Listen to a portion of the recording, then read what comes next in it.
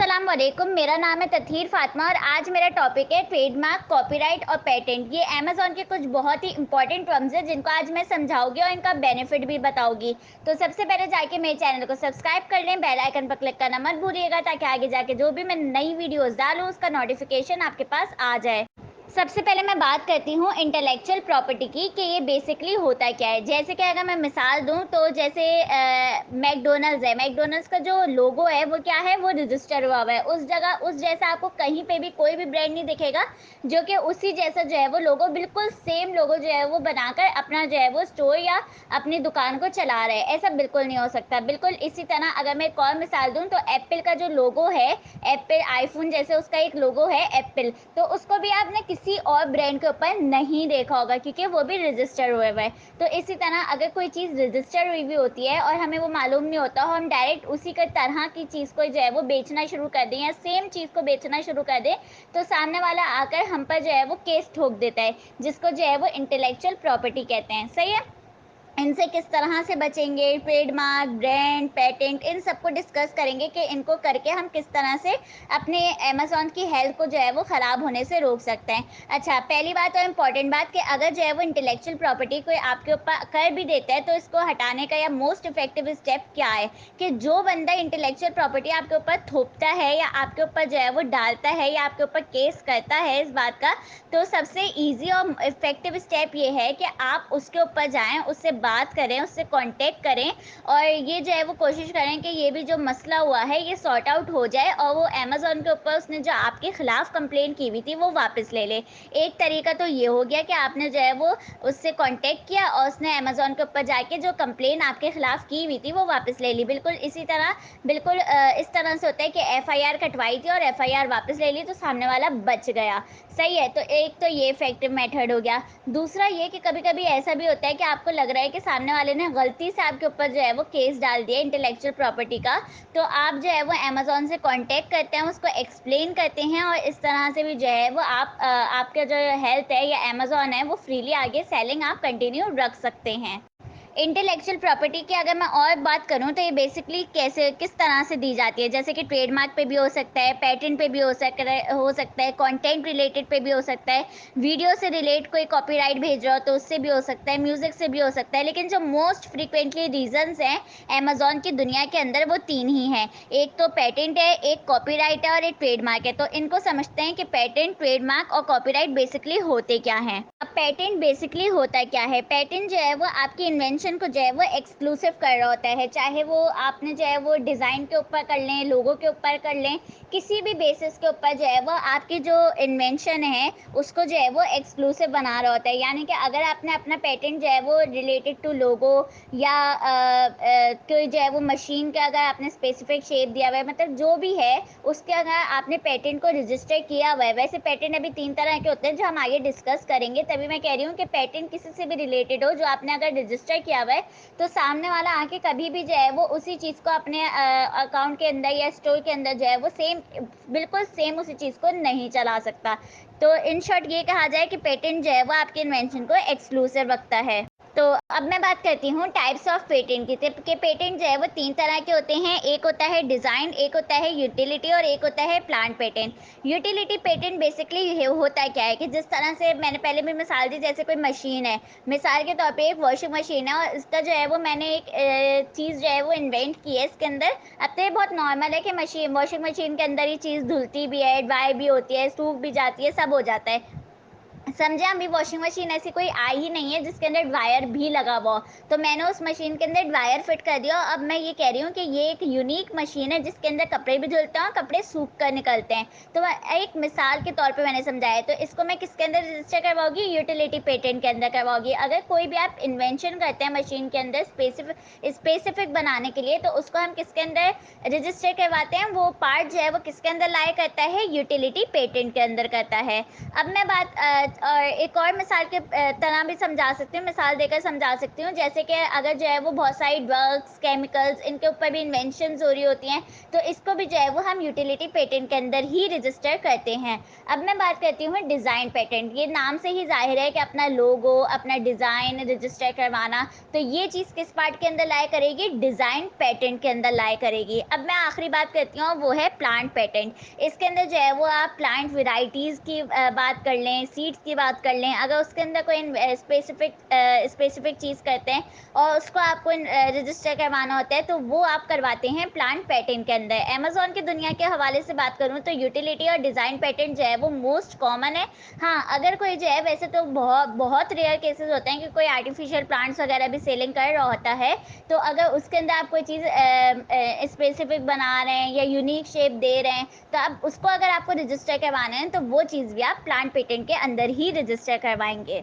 Patent जो है वो रजिस्टर करना ज़रूरी क्यों होता है? आप ये समझ लें, पेटेंट एज अ सेफगार्ड या एज अ पुलिस काम कर रहा होता है, जो कि आपकी चीज़ों को जो है वो प्रोटेक्शन दे रहा होता है, चाहे वो प्रोडक्ट है, चाहे वो डिज़ाइन है, चाहे वो किसी यूनिकनेस को जो है वो मेंटेन करना है या प्रोटेक्ट करना है, कि वो कोई और जाके जो है, जैसे भी मैंने ड्रायर की बात की थी कि वॉशिंग मशीन में मैंने ड्रायर फिट कर दिया, तो कल ये किसी और के दिमाग में आ जाए तो वो ये अपनी चीज़ कह कर ना दुनिया में लाए, मतलब कि ये मैं लाया हूँ, मैंने इन्वेंट किया है, मैंने इसको इतना यूनिक बनाया है, ये मैं पहले रजिस्टर कर चुकी हूँ, ये मेरा राइट है कि मैं इसको जो है वो बोल सकती हूँ कि ये चीज़ मैंने की है, और अब आप इसके ऊपर नहीं ला सकते, बिल्कुल सेम तो आप इसको बना ही नहीं सकते।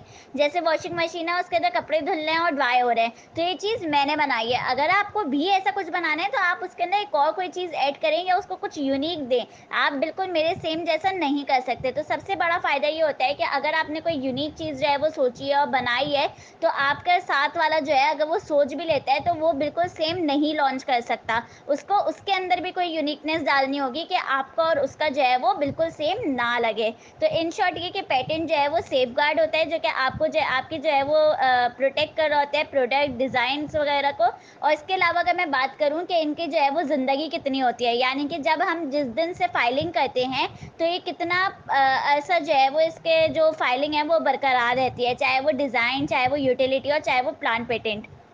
अगर मैं बात करूं यूटिलिटी और प्लांट पेटेंट की, तो ये कितने साल तक from the day of filing, या अगले 20 साल तक जो है वो इसकी फाइलिंग बरकरार रहती है। और अगर डिज़ाइन पेटेंट की बात करूं, तो ये कब तक लास्ट करता है? ये 14 साल तक रहता है। सही है। अच्छा, यूटिलिटी, प्लांट और डिज़ाइन, इन सब की मैंने उम्र तो बता दी। अब ये बात है कि इनकी ना मेंटेनेंस फ़ीस होती है। अगर आप जो है वो मेंटेनेंस फ़ीस नहीं दें, तो पेटेंट आपका एक्सपायर हो जाएगा, और once your patent is expire, तो वो कोई दूसरा आके जो है वो इस्तेमाल कर सकता है, क्योंकि वो ऑब्वियसली फिर वो एक जो है वो आपका नहीं रहेगा, फिर वो पब्लिक का रहेगा, फिर कोई भी आके उसको जो है वो प्रॉपर्टी को अपना बना सकता है, सोल्ड कर सकता है। तो इसलिए पेटेंट को जो है वो रजिस्टर करने के साथ साथ उसकी मेंटेनेंस फीस को भी जो है वो आपको भरना पड़ता है। अब मैं बात कहती हूँ कि हमें जो है वो किसी भी प्रोडक्ट का पेटेंट देखना क्यों ज़रूरी होता है। पहले तो मैंने आपको ये, अच्छा, अभी जितना भी सुना है उससे ये तो समझ में आ गया होगा कि क्यों देखना ज़रूरी होता है। वो इसलिए कि अगर सामने वाले ने ऐसा कोई प्रोडक्ट जो है वो लॉन्च किया हो और आप भी ऐसे ही कर दें, तो कल वो आप पर आके केस ठोक देगा, और ऑटोमेटिकली आपकी जो लिस्टिंग है वो जो है वो ख़त्म हो जाएगी, आपका अकाउंट की हेल्थ जो है वो भी ख़राब हो जाएगी। तो इसलिए हमें जो है वो अपना प्रोडक्ट जो है वो सोर्सिंग करने से पहले देखना चाहिए कि क्या उसका पेटेंट रजिस्टर तो नहीं। अगर उसका पेटेंट रजिस्टर है, तो आप उसके शेप को थोड़ा यूनिक बना लें, उसके डिज़ाइन को थोड़ा सा यूनिक बना लें, मतलब उसके अंदर कुछ ऐसी यूनिकनेस कर लें कि कल को सामने वाला आकर जो है वो आप पर इंटेलेक्चुअल प्रॉपर्टी ना करे। तो इस तरह जो है वो पेटेंट को हमें चेक करना बहुत ज़रूरी होता है। अच्छा, कब चेक करें? भाई, जब आप जो है वो प्रोडक्ट हंट कर लें, उसके फ़ौरन बाद जो है वो आपको पेटेंट को चेक करना होता है कि वो प्रोडक्ट का पेटेंट कहीं रजिस्टर तो नहीं है। ये नहीं कि आप सोर्सिंग कर लें, लिस्टिंग कर लें, उसके बाद चेक करें, ऐसा बिल्कुल नहीं कीजिएगा। प्रोडक्ट हंटिंग के फ़ौरन बाद पेटेंट चेक कीजिएगा। अब ये देखते हैं कि पेटेंट को चेक किस तरह से किया जाता है। तो अब हम जो है वो देखते हैं कि पेटेंट को किस तरह से चेक किया जाता है। सबसे पहले क्रोम पर जाके आपको सिंपल ये टाइप करने हैं, patent.gov google.com। सही है, आपने ये टाइप करेंगे और एंटर कर देंगे। जैसे ही आप ये एंटर करेंगे तो सामने जो है वो ये वाला पेज ओपन होकर आ जाएगा। अब आप क्या करेंगे, अब आप अमेज़न के पेज के ऊपर जाएंगे, मेन पेज के ऊपर जाएं और यहाँ पर जो आपने प्रोडक्ट निकाला है ना, जो आपने प्रोडक्ट हंट किया है, उसका मेन कीवर्ड यहाँ पर लाकर सर्च करें। तो यहाँ पर जैसे आइसक्रीम स्कूप मैंने सर्च किया, आइसक्रीम स्कूप सर्च करने के बाद अब जो मैंने अपना प्रोडक्ट, अपना कॉम्पिटिटर टारगेट किया है कि मैं, जैसे मिसाल के तौर पे मैं इस जैसा बेचूंगी, इस तरह, मतलब ऐसा एग्जाम्पल के मैं जो है वो ये वाला शेप और यही वाला स्पून जो है वो मैं बेचूंगी, क्योंकि मेरा ये बेस्ट कॉम्पिटिटर है। सही है। अब आप यहाँ पर आए जहाँ पर हमने गूगल पेटेंट्स को सर्च किया था और यहाँ पर भी सिंपल आके लिख दिया आइसक्रीम स्कूप। अब ये वो दिखा देगा, वो सारे पेटेंट्स दिखा देगा जो रजिस्टर हुए हैं, जिसकी इमेजेस जो हैं वो देखें। अब यहाँ पर आप अपना देखें, ये जैसे मेरा वाला है, सही है। और यहाँ पर आप देखें, अब आपके वाले में से थोड़ा सा ये वाला भी मिल रहा है, ये वाला भी मिल रहा है, लेकिन आप इसकी जो है वो खासियत पढ़ें कि इसमें ऐसी क्या यूनिकनेस है कि यहाँ आकर पेटेंट जो है वो रजिस्टर करवाया। अच्छा, ये नहीं कि आज मैं सोचूं कि ये मुझे जो है वो यूनिक पार्ट लग रहा है मेरी वाली प्रोडक्ट का, तो मैं भी जाके पेटेंट को रजिस्टर करवा देती हूँ, ताकि कल कोई अमेजोन पे मेरी जैसी बिल्कुल सेम प्रोडक्ट बेच ही ना सके और सिर्फ मैं ही एक वाहिद सेलर हूँ। तो ऐसा नहीं होता। जब आप पेटेंट रजिस्टर करवाने जाते हैं ना, वहाँ बाकायदा प्रूफ देखा जाता है कि यूनिक है भी या नहीं। हाँ, अगर वो चीज़ यूनिक होती है तो ही रजिस्टर किया जाता है, वरना चीज़ रजिस्टर नहीं की जाती है। अच्छा, तो यहाँ पर जैसे आपने देख लिया कि यहाँ पे कोई है तो नहीं जो कि आपका जैसा है, एक दो पेज पर ही देख लें। अगर नहीं है तो गुड टू गो है। लेकिन अगर इसमें भी वही बात है जो इनमें किसी एक में है, तो आपको जो है वो अपने इस प्रोडक्ट को किस तरह से चेंज करना होगा। ये नहीं होगा कि आप इसको ही छोड़कर ये इसके बराबर वाला कर लें, पूरा ही प्रोडक्ट चेंज मत कर दीजिएगा, बल्कि इसके अंदर कोई यूनिक शेप या कुछ ऐड कर दें, स्टाइल ऐड कर दें, डिज़ाइन ऐड कर दें, बिल्कुल सेम एज इट इज़ नहीं रखना चाहिए। तो इस तरह से हम जो है वो इस तरह से पेटेंट से बच सकते हैं। अब वो चाहे कोई भी आपका प्रोडक्ट हो, मैंने तो आइसक्रीम स्कूप देकर समझाया है ना, whatever X Y Z, कोई भी प्रोडक्ट आप सिंपल यहाँ लाकर सर्च करें, उसकी खासियत देखें, अगर वो आपके जैसा मिल रहा है तो आप उसके अंदर डिज़ाइन को चेंज कर दें, शेप को थोड़ा चेंज कर दें। डिज़ाइन चेंज कर लेंगे तो वो ज़्यादा ईजी भी रहेगा और गुड टू गो भी रहेगा। तो इस तरह से हम देखते हैं पेटेंट को। ट्रेडमार्क की बात करते हैं कि जैसे पेटेंट को अभी मैंने पूरा समझाया, तो बिल्कुल उसी तरह से ट्रेडमार्क भी होता है। ट्रेडमार्क बेसिकली क्या होता है, आपका वर्ड, आपका फ्रेज, आपका सिंबल या डिज़ाइन को जो है वो रजिस्टर करने को जो है वो ट्रेडमार्क कहते हैं। अब इस ट्रेडमार्क किस तरह से रजिस्टर किया जाए, तो मैंने अपने वीडियो के डिस्क्रिप्शन बॉक्स में जाके देखें तो वहाँ पर मैंने वीडियो डाली हुई है, उसके अंदर मैंने बताया हुआ है कि अमेजॉन IP एक्सीलरेटर प्रोग्राम के जरिए आप ट्रेडमार्क रजिस्टर कर सकते हैं। उसका मैंने पूरा तरीका बताया हुआ है, वहाँ जाके आप देख सकते हैं। ट्रेडमार्क के अंदर आप जो है वो मैंने जैसे बताया, वर्ड, फ्रेज, सिंबल, डिज़ाइन, इन सबको जो है वो रजिस्टर कर सकते हैं, या फिर इन सबको एक साथ भी रजिस्टर कर सकते हैं। जैसे अगर मैं अमेजोन की बात करूँ, अमेजोन के अगर आप ब्रांड के ट्रेडमार्क के रजिस्ट्रेशन की तरफ जाते हैं तो वहाँ पे हमारे पास दो ऑप्शन होते हैं। एक तो आप वर्ड ट्रेडमार्क को रजिस्टर कर लें, दूसरा उसका लोगो को रजिस्टर कर लें। तो नेसेसरी तो वर्ड ट्रेडमार्क होता है, लोगो वाला नेसेसरी नहीं होता। लेकिन अगर आपका इतना बजट है तो आप लोगों के ऊपर भी जाएं और आप वर्ड ट्रेडमार्क के ऊपर भी जाएं। इन शॉर्ट आप दोनों को ही रजिस्टर कर लें, वरना नेसेसरी कौन सा होता है, वर्ड ट्रेडमार्क होता है। सही है। अच्छा, ट्रेडमार्क जो है वो दो तरह के होते हैं। एक तो सिर्फ ट्रेडमार्क कहलाता है, जो कि आपके डिज़ाइन, सिंबल और फ्रेज को रजिस्टर करने को कहते हैं, और एक सर्विस मार्क होता है, जो कि अगर यूनिक सर्विस आप दे रहे होते हैं तो उसका ट्रेडमार्क भी रजिस्टर होता है, जिसको सर्विस मार्क नहीं, आम जबान में ट्रेडमार्क ही कहा जा रहा होता है। लेकिन अभी जो आपके लिए ज़रूरी है वो सिर्फ ये है कि ट्रेडमार्क बेसिकली होता है क्या है, जिसके अंदर फ्रेज, सिंबल और डिज़ाइन या फिर इन्हीं सारी चीज़ों का कॉम्बिनेशन को रजिस्टर किया जा रहा होता है। फिर से मैं बताती चलूँ, अगर आपको पता करना है कि किस तरह से रजिस्टर किया जाएगा तो डिस्क्रिप्शन बॉक्स में वीडियो है, वहाँ जाके आप चेक कर लें। अब मैं बात करती हूँ टाइप्स ऑफ ट्रेडमार्क की, कि कितने तरह के जो है वो ट्रेडमार्क होते हैं। जेनेरिक होता है, सजेस्टिव होता है, डिस्क्रिप्टिव मार्क होता है, आर्बिट्री मार्क होता है और फेंसीफुल मार्क होता है। तो सबसे पहले मैं डिस्कस करती हूँ फेंसीफुल मार्क की। फेंसीफुल ट्रेडमार्क बेसिकली क्या होता है, ये एक मीनिंगलेस ट्रेडमार्क होता है। जैसे मिसाल के तौर पर एक नाम है एक्वा रीजिया, तो ये जो है फैंसी सा है लेकिन कोई मीनिंग नहीं बन रहा है इसका, तो ऐसे ट्रेडमार्क को हम क्या कहते हैं, फेंसीफुल मार्क कहते हैं। अगर आपका नाम इस तरह से है तो आप इस वाले ट्रेडमार्क को रजिस्टर करवाइएगा, जिसको फेंसीफुल कहा जाता है। फिर हम बात करते हैं आर्बिट्री। आर्बिट्री का क्या होता है, जिसका एक मीनिंग होता है, मतलब एक स्पेसिफिक मीनिंग होता है।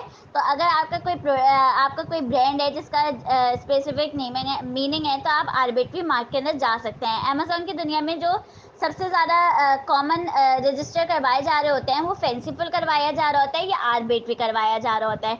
अब मैं बात करती हूँ डिस्क्रिप्टिव की, सजेस्टिव की और जेनेरिक मार्क्स की। डिस्क्रिप्टिव मार्क बेसिकली क्या होता है, डिस्क्रिप्टिव मार्क जिसके अंदर आपके पास जो है वो लॉन्ग फ्रेज हो, यानी आपका ब्रांड का लॉन्ग फ्रेज हो। जैसे मिसाल के तौर पे अगर मैं बताऊं तो इसका जो है वो नाम क्या हो सकता है, things move forward, thinking ahead. तो इस तरह से जो हमारे पास नाम होते हैं वो किसके अंदर लाया करते हैं, डिस्क्रिप्टिव ट्रेडमार्क के अंदर लाया करते हैं। अब मैं बात करती हूँ सजेस्टिव ट्रेडमार्क की। तो सजेस्टिव ट्रेडमार्क के अंदर हमेशा याद रखें कोई क्वालिटी या कैरेक्टरिस्टिक आ रहा होता है, यानी आपके नाम के अंदर ना कोई क्वालिटी या कैरेक्टरिस्टिक, जैसे फिटनेस है नाम, तो ये किसके अंदर लाया कर रहा है, ये सजेस्टिव ट्रेडमार्क के अंदर लाया कर रहा है। अब मैं आखिरी बात करती हूँ, वो है जेनेरिक ट्रेडमार्क। अगर जो है वो जैसे एक मिसाल के तौर पे बताऊं कि एक नेक हिमॉक नाम है, ये जो जेनेरिक ट्रेडमार्क है इसको भी ना मैं मिसाल के तौर पर समझाती हूँ। जैसे कि मैं यहाँ गूगल क्रोम पर आई और मैंने यहाँ सिंपल अमेजोन की वेबसाइट खोली। अमेजोन की वेबसाइट खोलने के बाद यहाँ पर मैं एक वर्ड डाल ली हूँ, नेक हेमॉक। सही है, बस मैंने ये वाला वर्ड सर्च कर दिया। अब आप यहाँ पर ये देखें कि नेक हिमॉक के रिजल्ट्स आ गए सारे आपके सामने अमेजोन के पेज के ऊपर। इसके अंदर आप मेन बात ये देखें कि नेक हिमॉक जो है ना, किसी ने एक साथ वर्ड नहीं लिखा हुआ होगा, यानी कि नेक और हिमॉक ये एक साथ नहीं होगा, दोनों मिले हुए नहीं होंगे। इसके सिवाय इसके अंदर नेक हिमॉक ये इसलिए एक साथ लिखा हुआ है क्योंकि इसने रजिस्टर करवाया हुआ है। ये जो ब्रांड है ना, इसने जेनेरिक ट्रेडमार्क इसलिए रजिस्टर करवाया हुआ है क्योंकि जो इसने वर्ड रजिस्टर करवाया हुआ है नेक हिमॉक, वो कोई और रख ही नहीं सकता। अगर मैं इसको खोल कर दिखाऊं अभी आपके सामने, तो इसका देख लीजिएगा, इसका ब्रांड का नाम दी नेक हिमॉक होगा क्योंकि इसने रजिस्टर करवाया हुआ है ये वाला नाम, तो ये नाम कोई और नहीं रख सकता। ये देखें, ये रहा ब्रांड, और ब्रांड के साथ क्या लिखा हुआ है, नेक हिमॉक, दी नेक हिमॉक। तो इसने ये रजिस्टर करवाया हुआ है, जिसकी वजह से कोई और ये एक साथ रख ही नहीं सकता। अब ये इसके बराबर वाला है, इसने क्या रखा हुआ है, नेक हेड पेन रिलीफ हैमॉक, यानी एक साथ नहीं रखा हुआ। फिर अगर मैं इसको देख लूँ तो इसने भी इतना सारा बीच में रखा हुआ है, वर्ड्स को ऐड किया हुआ है, लेकिन एक साथ नहीं रखा हुआ। अब मैं इसको देख लूँ, नेक स्ट्रेचर सर्वाइकल ट्रांजेक्शन नेक ट्रांजेक्शन हैमॉक, अगर इसने ये रखा हुआ है लेकिन उसके बीच में सॉरी ट्रांजेक्शन लिखा हुआ है, अगर यहाँ पे क्या है कोई वर्ड ऐड किया हुआ है, तो इसको एक साथ किसी ने भी नहीं रखा हुआ है, क्योंकि ऑब्वियसली अगर कोई नेक हैमॉक डायरेक्ट रख देगा तो ये आकर उसके ऊपर जो है वो इंटेलेक्चुअल प्रॉपर्टी के केस कर देगा, उसकी लिस्टिंग खत्म हो जाएगी, अमेजोन अकाउंट की हेल्थ खत्म हो जाएगी। तो हमें ये सब भी देखना होता है कि कहीं वो चीज़ रजिस्टर तो नहीं हुई हुई। अब जैसे इसने रजिस्टर करवाया हुआ है ना, अब ये कैसे पता चलेगा कि रजिस्टर है। अगर आपने मेरी पहले वाली वीडियो देखी है तो उसके अंदर मैंने बताया था कि कॉम्पिटिटर का ट्रेडमार्क हम किस तरह से देख सकते हैं। तो हम यूएसपीटीओ की वेबसाइट पर आए, ट्रेडमार्क पे गए, सर्च इन ट्रेडमार्क के ऊपर क्लिक किया और नीचे आकर सर्च आर ट्रेडमार्क डेटाबेस के ऊपर क्लिक कर दिया। जब हम यहाँ पर क्लिक करेंगे तो यहाँ पर बेसिक वर्ड सर्च पर क्लिक कर दें। ये सब मैंने वीडियो में बताया हुआ है, अगर आप मेरी शुरू से वीडियोस फॉलो करते हुए आ रहे हैं तो आपको बहुत फ़ायदा होगा, और अगर नहीं कर रहे तो आज से ही फॉलो करना शुरू कर दीजिए। अच्छा, तो यहाँ पर मैंने डाल दिया नेक हिमॉक और यहाँ पर मैंने सर्च कर दिया, तो देखें ये जो है वो लाइव है, ये तीनों ही लाइव हैं। कोई दी नेक हिमॉक भी नहीं रख सकता और कोई सिर्फ नेक हिमॉक भी नहीं रख सकता। ये दो ऐसे नाम हैं जो कि आप रखेंगे तो ये जिसने भी जिस ब्रांड ने भी रजिस्टर करवाए वो आएगा और आपके ऊपर जो है वो केस डाल देगा। तो इस तरह से हमें ये वाली चीज़ें भी देखनी होती हैं और किस तरह से देखनी होती है ये अभी मैंने डिस्कस किया। अब बात करते हैं कॉपीराइट की। बेसिकली कॉपीराइट होता क्या है, जिस तरह से यूट्यूब है, यूट्यूब जो भी रन करता है उसको ना बहुत देख कर डालना होता है कि कोई म्यूज़िक, कोई पिक्चर, कोई ऐसी ना हो कि सामने वाले के पास वो उसका ऑथर हो, वो आकर हमारी जो यूट्यूब चैनल है उसको शिकायत कर दे कि भाई ये तो मेरी चीज़ इस्तेमाल कर रहा है क्योंकि इसका राइट मेरे पास है। तो अगर हमें कॉपीराइट से बचना होता है ना, हम सामने वाले को जो है वो विजुअल कर देते हैं या हम अपने यूट्यूब चैनल पर बता देते हैं कि ये जो म्यूज़िक है मैंने इसका इस्तेमाल किया हुआ है। तो हम जो है वो बता देते हैं, ये नहीं कि हम उस चीज़ को ज़ाहिरी इनडायरेक्टली अपना बना रहे हो, हम जो है वो बताते हैं कि ये चीज़ जो है वो किसी और की है। तो इसी तरह से कॉपीराइट्स में कौन कौन सी चीज़ आती हैं, बुक्स, म्यूज़िक, पेंटिंग्स, फ़िल्म्स, तो ये सारी चीज़ें फ़िल्म्स हो गई, मूवीज़ हो गई, तो ये सारी चीज़ें जो है वो कॉपीराइट में आ रही होती हैं। और जिसने भी कॉपीराइट को रजिस्टर करवाया हुआ होता है, उस स्पेसिफ़िक चीज़ को रजिस्टर करवाया होता है, वो जो है वो एंटायर लाइफ़ के लिए उसके पास रजिस्टर रहता है और वो 70 प्लस ईयर्स तक उसकी लाइफ़ होती है रजिस्ट्रेशन की। कॉपीराइट से बचने का बस एक यही हल है कि आप सामने वाले को जो है वो उसके ऊपर बता दिया जाए कि ये जो है चीज़ मैं उसकी इस्तेमाल कर रहा हूँ। अपनी नहीं बनाया करें उसको, बल्कि बताया करें कि हाँ, ये चीज़ उनकी इस्तेमाल कर रहा हूँ। सही है, तो इस तरह से कॉपीराइट को बच सकते हैं। ये तो मैंने बात की जर्नल कि हम जो है वो किस तरह से कॉपीराइट्स होते हैं और किस तरह से इनसे बचा जाता है। लेकिन अगर मैं अमेज़न की दुनिया में कॉपीराइट की बात करूँ, तो इसमें जो सबसे बड़ा कॉपीराइट लगता है ना, वो इमेजेस के ऊपर लग रहा होता है कि हम जो है वो बहुत से ऐसे लोग हैं जो दूसरे की इमेज को देखते हैं, उसी बिल्कुल सेम एज़ इट इज़ जो है वो अपने ब्रांड के लिए जो है अकाउंट क्रिएशन करते वक़्त स्टोर पर वही इमेजेस डाल देते हैं। जैसे अगर स्पून है और मेरा कॉम्पिटिटर भी स्पून बेच रहा है, क्योंकि वो मेरा बेस्ट कॉम्पिटिटर है जिसको मैंने टारगेट किया हुआ है, तो मैं उसकी इमेजेस देखूंगी और क्या मैं उसी की इमेजेस बिल्कुल सेम एज इट इज जो है वो डाल दूंगी? नहीं, इस तरह से नहीं करते। यही जो है वो कॉपीराइट लग जाता है। वो आके इसकी भी शिकायत कर देता है अमेजोन को, फिर अमेजोन चेक करता है तो ये बात सही निकलती है, जिसके ऊपर अमेजोन फिर उसका साथ दे तो आपके ऊपर केस चलता रहता है। तो आपको ध्यान रखना होता है कि जिसको भी आप सेलेक्ट कर रहे हैं उसकी इमेज और आपकी इमेज कहीं बिल्कुल ही सेम ना हो जाए। अगर एक बेब है, जैसे जो बच्चों की बेब होती है ना, बेबीज़ की, तो अगर उसने वो बिल्कुल एक सेम बच्चा उसी को पहना के इमेज को पिक्चर किया हुआ है अपने स्टोर के ऊपर, तो ऐसा नहीं है कि आप उसी सेम तरह के बच्चे को बिठाएं, उसी पे बिब लगाएं और बिल्कुल सेम इमेज डाल दें। इस तरह से नहीं करना चाहिए। आप थोड़ी उसके अंदर डिज़ाइन करें, थोड़ी क्रिएशन करें, यूनिक बनाने की कोशिश किया करें हर चीज़ को। जितना आप यूनिक रखेंगे ना, उतने चांसेस होंगे कि सामने वाला आपके ऊपर केस ही ना कर पाए। और अगर केस कर भी तो ऑब्वियसली केस करेगा तो ये नहीं होता कि अमेजोन आके सब कुछ ख़त्म कर देता है आपका, बल्कि वो खुद भी चेक करता है। तो अमेजोन चेक करेगा, अगर उसको लगेगा कि नहीं ये तो गलत केस किया है क्योंकि इसकी चीज़ डिफरेंट है, उसकी चीज़ डिफरेंट है, तो फिर आपको जो है वो कोई फ़र्क नहीं पड़ता, आपकी लिस्टिंग ख़राब नहीं होती, अमेजोन सेलिंग ख़राब नहीं होती और आप जो है वो अच्छी तरह से सेलिंग करते चले जाते हैं। तो ये होता है अमेजोन की दुनिया में कॉपीराइट। अब मैं बात करती हूँ मल्टी चैनल फुलफिलमेंट की। ये बेसिकली क्या होता है, जैसे कि अमेजोन है, अमेजोन के ऊपर ऑर्डर्स आ रहे हैं आपको, तो अगर आप एफबीए कर रहे हैं ना, फुलफिलमेंट बाय अमेजोन, यानी कि अमेजोन की सारी जिम्मेदारी है कि ऑर्डर आएगा तो उसको वेयर हाउस से उठाना है, कस्टमर के डोर स्टेप पर भेजना है। तो अगर अमेजोन के कहीं बाहर से ऑर्डर आ रहा है आपको, जैसे प्रोडक्ट है, मैं ग्लास बेच रही हूँ, अब ग्लास का ऑर्डर आया है लेकिन मेरा अमेजोन के ऊपर नहीं आया, बल्कि कहीं बाहर आया और किसी ने मुझसे कहा है कि ये वाला जो आपका प्रोडक्ट है ये मुझे जो है मेरे घर के ऊपर पहुंचा दें, चाहे वो फेसबुक हो गया, चाहे वो किसी और मार्केट प्लेस के ऊपर ऑर्डर आ गया, तो अब हम ये कर सकते हैं कि हम अमेजोन के जो वेयर हाउस में हमारी पूरी इन्वेंट्री है ना, हम अमेजोन को ही जो है वो कह सकते हैं कि ये वाला ऑर्डर जो है वो इस वाली जगह पे जाना है, यानी कि वो अपना बाकी काम तो करेगा, लेकिन जो अलग से आप उसको एक एड्रेस प्रोवाइड कर रहे हैं ना, वो वाला काम भी करेगा। यानी अमेजोन के अलावा अगर 10 जगह से भी ऑर्डर आएगा तो अमेजोन उसको भी फुलफिल कर लेगा। उम्मीद है कि आज का लेक्चर भी पसंद आया होगा। अगर आप लोगों का कोई सवाल है तो आप लोग कमेंट सेक्शन में पूछ सकते हैं। मेरे चैनल को सब्सक्राइब करना मत भूलिएगा। अगले लेक्चर में मुलाकात होगी, जब तक के लिए अल्लाह हाफिज़।